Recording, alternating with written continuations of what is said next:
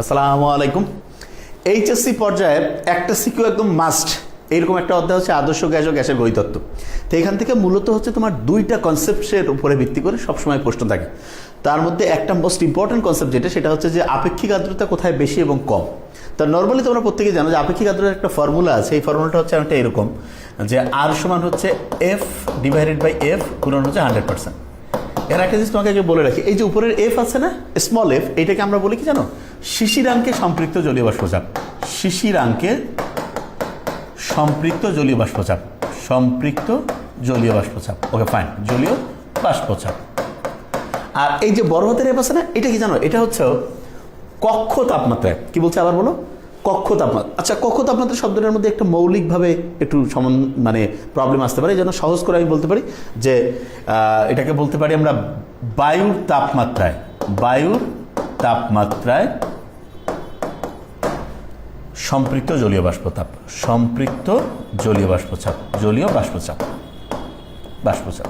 আমি আবার বলছি, স্মল এফ যেটা উপরে লিখেছি সেটা মানে হচ্ছে শিশিরাঙ্কের সম্পৃক্ত জলীয় বাষ্পচাপ, আর ক্যাপিটাল এফ এটা হচ্ছে বায়ুর তাপমাত্রায় সম্পৃক্ত জলীয় বাষ্পচাপ। আচ্ছা, এখানে অনেকের আবার এই যে স্মল এফ কোথায়, ক্যাপিটাল এফ কোথায়, এটা খেয়াল রাখতে পারে না। তোমরা খেয়াল বাটখারা দেখো না, সবচেয়ে বড় ওজনটা বড়টা নিচে থাকে, তার চেয়ে আস্তে আস্তে আস্তে আস্তে ওজন কম যেটা সেটা উপরে। ঠিক তেমনি করে সবচেয়ে বড় হাতের এফটা যেটা সেটা নিচে রয়েছে, এটা বায়ুর তাপমাত্রায় সম্পৃক্ত জলীয় বাষ্পচাপ, আর উপরেরটা যেটা এটা হচ্ছে শিশিরাঙ্গে সম্পৃক্ত জলীয় বাষ্পচাপ। আচ্ছা, এখন এইটা সূত্রটা একটু মাথায় রেখে এই প্রশ্নটার দিকে একটু তাকাও। মোস্ট ইম্পর্টেন্ট কোশ্চেন্স, এবং এরকম প্রশ্ন আসবে ইনশাল্লাহ। একজন আবহাওয়াবিদ দৈনিক প্রতিবেদনের জন্য নিচের উপাত্তগুলো সংগ্রহ করছে। এখানে চারটা অংশ রয়েছে। একটা হচ্ছে স্থান রয়েছে, স্থানের নিচে ঢাকা এবং দিনাজপুর রয়েছে। ফাইন। শুষ্ক বাল্ব, এটা ছিল শুষ্ক বাল্ব হাইগ্রোমিটার। তোমরা জানো যে আপেক্ষিক আর্দ্রতা ক্যালকুলেশনের জন্য এই যে শুষ্ক বাল্ব হাইগ্রোমিটারের মারাত্মক গুরুত্ব রয়েছে, এবং সিক্ত বাল্ব একই রকম। আচ্ছা, এই দুইটা মৌলিক পার্থক্যটাকে একটু বলি। এই যে শুষ্ক বাল্ব যেটা, এইটার সাথে এই বায়ুর তাপমাত্রায় সম্পৃক্ত জলীয় বাষ্পচাপ বের করতে পারবো আমরা। মানে 28.6 ডিগ্রি সেলসিয়াস যে শুষ্ক বাল্বের যে হচ্ছে যে তোমার মানটা দেওয়া আছে, এই তাপমাত্রাতেই সম্পৃক্ত জলীয় বাষ্পচাপ ঢাকার যেটা সেটা হবে বড় হাতের মাইন্ড। এটা খুব গুরুত্ব দিয়ে বলছি। ঠিক একই রকম করে দিনাজপুরের ক্ষেত্রে 32.5-এর ক্ষেত্রে এই যে বড় হাতের যে এফ আছে, ওইটা হবে বায়ুর তাপমাত্রা সম্পৃক্ত জলীয় বাষ্পচাপ। আচ্ছা, এরপর এখন প্রশ্ন আছে ভাই, সিক্ত বাল্বের এটার কাজ কি? মূলত শুষ্ক সিক্ত এই দুই রকম বাল্বের মধ্যে যে মানটা পাই এবং গ্লেইসারের যে উৎপাদক, এই তিনটার উপর ভিত্তি করে আমরা শিশিরাঙ্ক বের করতে পারি। আবার বলছি, শিশিরাঙ্ক বের করার জন্য এই তিনটা জিনিসের সংমিশ্রণ আছে। একটা হচ্ছে শুষ্ক বা শুকনা বাল্বের যে থার্মোমিটারের মান, সিক্ত বাল্ব হাইগ্রোমিটারের যে থার্মোমিটার মান, আর গ্লেসার উৎপাদক। ফর্মুলাটা তুমি যদি একটু বই খালি জাস্ট রিডিং পড়ো, তাহলে তুমি দেখবো ফর্মুলাটা একটা এরকম যে শুষ্ক বাল্বের ক্ষেত্রে এটাকে আমরা ধরি নর্মালি হচ্ছে θ1, সিক্ত বাল্বের ক্ষেত্রে ধরি আমরা θ2, গ্লেসারের উৎপাদককে আমরা জি ধরি, আর শিশিরাঙ্ক যেটা সেটাকে আমরা ধরি থিটা। শিশিরাঙ্ক কি বলে? থিটা ধরি। এখন এইটার উপরে ভিত্তি করে যেই সূত্রটা আসবে সেটাকে আমরা বলতে পারি অনেকটা এরকম, θ1 মাইনাস থিটা ইকুয়াল হচ্ছে জি ইন্টু θ1 মাইনাস θ2। এটা আগে মাথায় নিয়ে নাও। তার মানে শুষ্ক বাল্বের যে মানটা আছে সেটা থেকে আমি শিশিরাঙ্কর মান বিয়োগ করছি, গ্লেসারের ধ্রুবক যেটা আছে সেইটার সাথে শুষ্ক এবং সিক্ত বাল্বের যে দুইটা থার্মোমিটারের যে পাঠের মান সেটা বিয়োগ করছি। আবার বলছি, খুব বেসিক। শুষ্ক বাল্বের θ1 বিয়োগ কি করলাম, শিশিরাঙ্কর যে মানটা আমি বের করতে পারবো থিটা ইকুয়াল হচ্ছে গ্লেসারের ধ্রুবক, সেইটা থেকে শুষ্ক এবং সিক্ত বাল্বের পার্থক্য করবো। তার মানে খুব সহজ, যার মাথায় কিছু থাকে না। তো আচ্ছা, যে শুষ্ক বাল্ব থেকে আমি প্রথমে এই শিশিরাঙ্কর মানটা বিয়োগ করব। বিয়োগ করার পরে কি হবে, গ্লেসারের ধ্রুবকের সাথে গুণ হবে শুষ্ক এবং সিক্ত বাল্বের তাপমাত্রার যে দুইটা মান আছে বিয়োগফল। আবার বলছি, শুষ্ক বাল্ব θ1 মাইনাস কি শিশিরাঙ্ক থিটা ইকুয়াল হচ্ছে গ্লেসারের ধ্রুবক জি গুণ হচ্ছে θ1 মাইনাস θ2। আমার মনে হয় ইনশাল্লাহ প্রত্যেকের মাথায় চলে এসেছে, এটা মাথায় রাখবা। এখন তোমাকে বলেছে যে এইটার উপর ভিত্তি করে তুমি দেখো অনেকগুলো মান আছে, 14, 16, 28, 30, 32 এবং এত ডিগ্রি সেলসিয়াস তাপমাত্রা সম্পৃক্ত জলীয় বাষ্পচাপ যথাক্রমে এত এত এত এত। ঢাকার শিশিরাঙ্ক কত? আচ্ছা, ঢাকার শিশিরাঙ্ক কত কীভাবে বের করবা?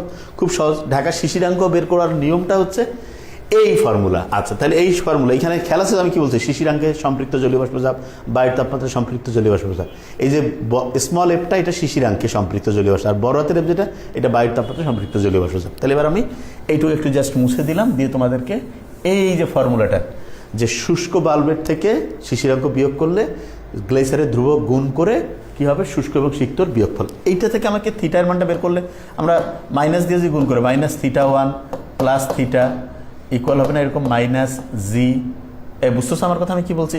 কারণ এই যে এখানে মাইনাস রয়েছে, তাহলে গোটালটা মাইনাস জি গুণন θ1 মাইনাস θ2। ওকে, তাহলে এখন যদি আমি ওই থিটা ওয়ানটাকে এদিকে নিয়ে যাই তাহলে থিটা ইকুয়াল হচ্ছে না theta one minus G into theta one minus theta two. দেখো যে এই ফর্মুলাটা তোমরা প্রত্যেকে বুঝতে পেরেছো কিনা, এটা কিন্তু মোস্ট ইম্পর্টেন্ট কথা।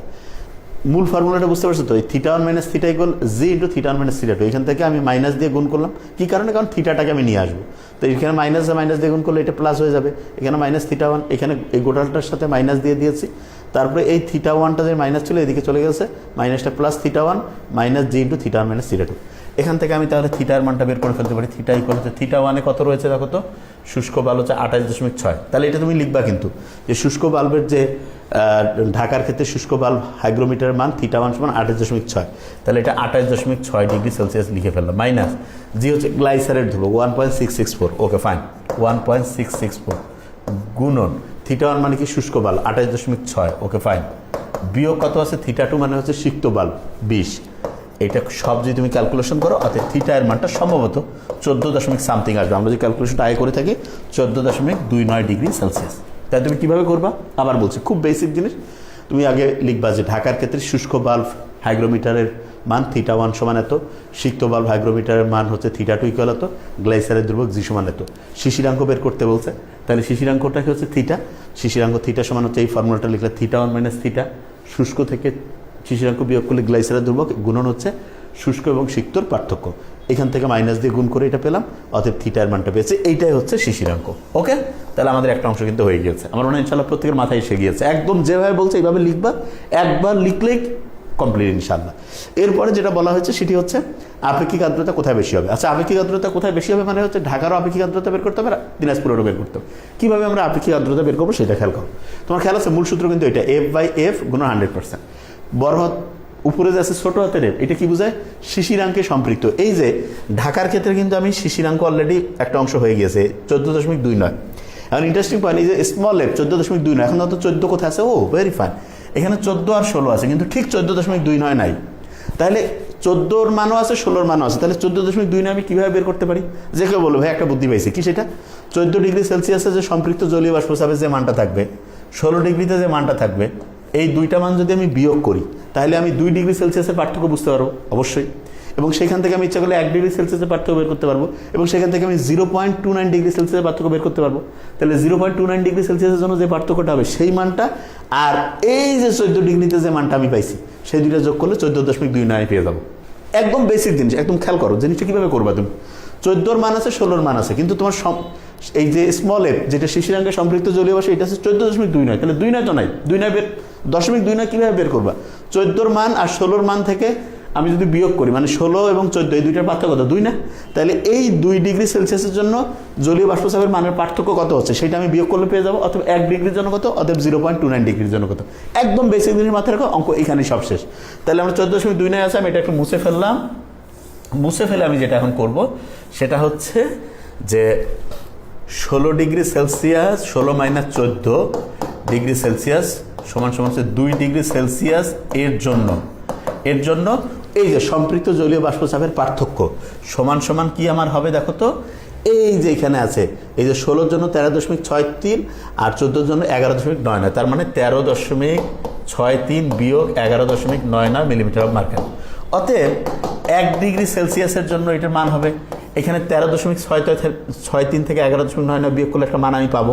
এবং এটাকে 2 ডিগ্রির জন্য যদি হয় তাহলে 1 ডিগ্রির জন্য এখানে 2 দিয়ে ভাগ, এবং মানটা আমি আগে মনে হয় ক্যালকুলেশন করে রাখলে আমাদের জন্য, হ্যাঁ এটার মানটা হয় অনেকটা এরকম।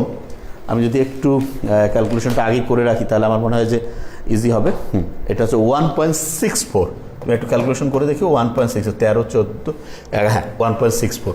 অতএব কত আছে তোমার 14.29, অতএব 0.29 ডিগ্রি সেলসিয়াসের জন্য যেটা হবে 1.64 গুণন 0.29 ডিভাইডেড বাই 2। ক্যালকুলেশন করলে যে মানটা আমি পাবো সেই মানটা খুব ইন্টারেস্টিং একটা মান এবং খুব ইম্পর্টেন্টও হবে।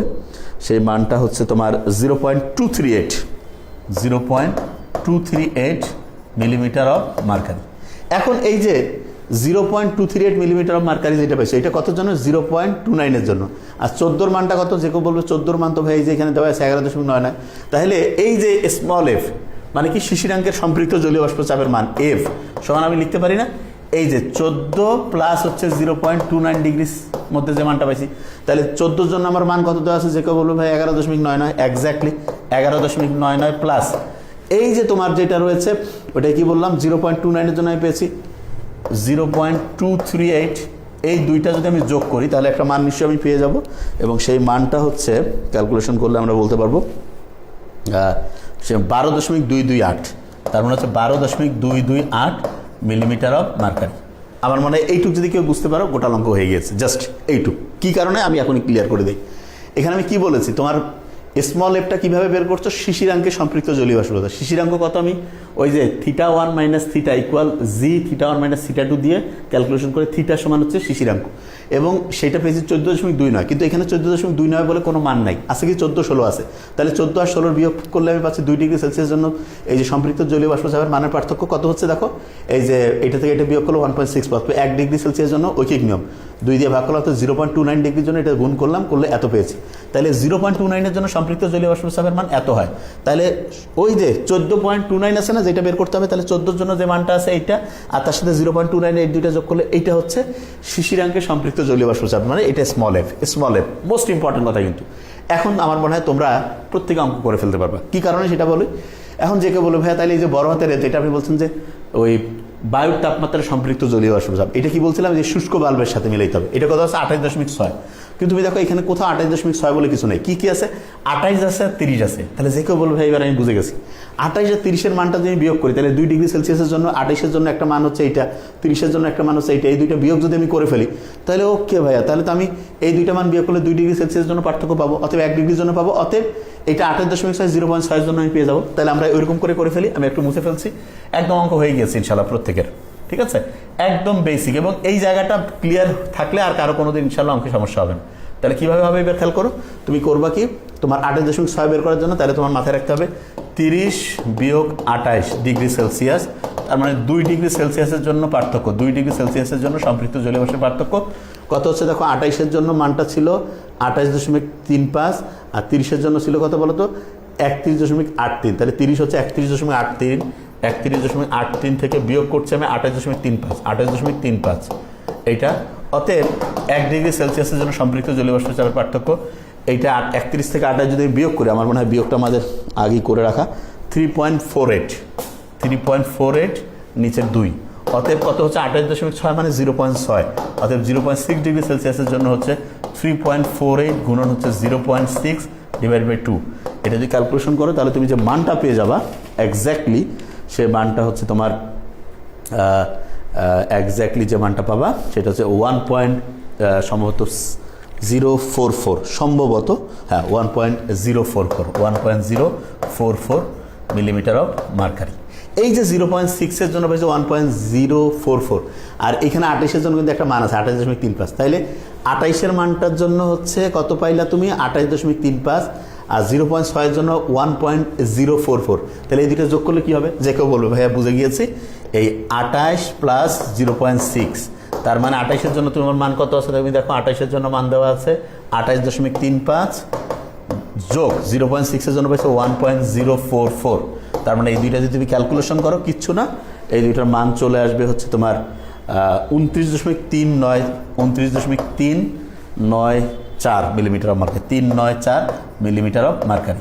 ইন্টারেস্টিং পয়েন্ট যেটা আমি একটু খেয়াল করে দিই, এই যে তুমি 28.6 যেটা বের করলা, এই গোটালটা কিন্তু হচ্ছে বড় হাতের এফ। কি বলছি, বড় হাতের এফ।